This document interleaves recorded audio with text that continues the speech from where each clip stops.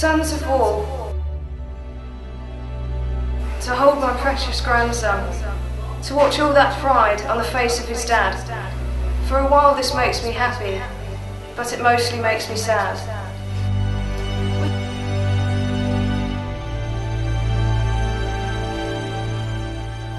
Will he ever really cuddle him, or gently stroke his hand? Will he ever come back from fighting in that far-off foreign land?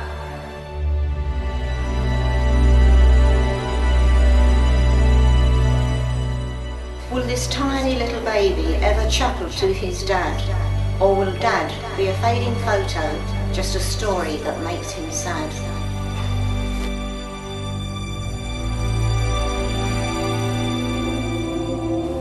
Will Daddy be there to take him on his very first school run?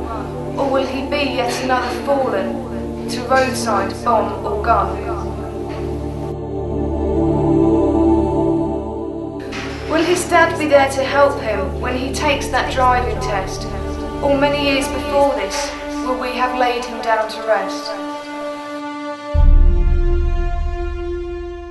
If the bloody politicians sent their own sons off to fight, only then would we hear them say, this war just isn't right.